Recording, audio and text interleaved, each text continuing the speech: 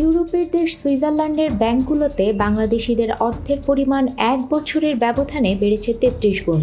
২০২৪ সাল শেষে দেশটির ব্যাংকগুলোতে বাংলাদেশিদের জমা অর্থের পরিমাণ দাঁড়িয়েছে ৫৮,৯৪৪,০০০ সুইস ফ্রাঁ। বর্তমান বিনিময় হার প্রতি ফ্রাঁ ১৫০ টাকা। টাকার অঙ্কে এই অর্থের পরিমাণ ৮,৯২৭ কোটি টাকা।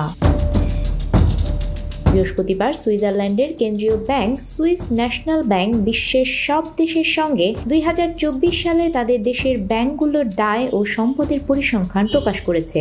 গত এক যুগ ধরে বার্ষিক প্রতিবেদন প্রকাশ করে আসছে সুইস ন্যাশনাল ব্যাংক, যদিও নির্দিষ্ট গ্রাহকের তথ্য প্রকাশ করছে না ব্যাংকটি। ২০২৪ সালের ৩১ ডিসেম্বর শেষ হওয়া বছরের প্রতিবেদন অনুযায়ী দেশটির ব্যাংকগুলোতে বাংলাদেশিদের আমানত এখন ৫৮,৯৫,০০,০০০ সুইস ফ্রাঁ। প্রতি ফ্রাঁ ১৪৯ টাকা ৬৯ পয়সা হিসাব করলে ৮,৮৩৪ কোটি টাকা।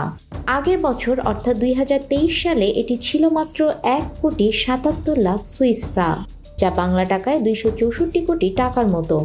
এক বছরে আমানত বেড়েছে ৩৩ গুণ বা ৮,৫৭০ কোটি টাকা। বান্ডেল থাকলে প্রতি সেনমানিতে টাকা বাঁচবে। বিকাশ সেনমানি বান্ডেল কিনে জিতুন প্রতি লেনদেনে। ২০২১ সাল পর্যন্ত ধারাবাহিকভাবে বেড়েছে বাংলাদেশিদের আমানত।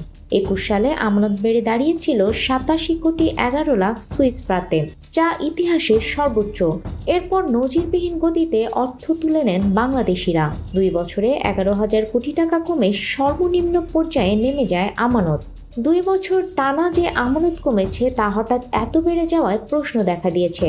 উত্তর অনুসন্ধানে প্রাথমিকভাবে সামনে আসে শেখ হাসিনার নেতৃত্বাধীন সরকারের বিরুদ্ধে তীব্র আন্দোলন এবং ক্ষমতা হারানোর ভয়ে নিরাপদে অর্থ সরিয়ে নেয়ার বিষয়টি। সুইস কেন্দ্রীয় ব্যাংক জানায়, যদি কোনো বাংলাদেশি নাগরিকত্ব গোপন রেখে অর্থ জমা রেখে থাকেন তবে ওই টাকা ওই হিসাবে অন্তর্ভুক্ত হয়নি। গচ্ছিত রাখা স্বর্ণ বা মূল্যবান সামগ্রিক আর্থিক মূল্যমানও হিসাব করা হয়নি প্রতিবেদনে। বিশ্লেষকরা বলছেন, সুইজারল্যান্ডে গোপনীয়তা কমতে থাকায় অনেক ধনী এখন অবৈধ টাকা জমা রাখার জন্য ঝুঁকছেন Luxembourg, Cayman Island, British Virgin Island কিংবা বারমুডার মতো ট্যাক্স হ্যাভেনের দিকে। নিউজ ডেস্ক, আমাদের সময়।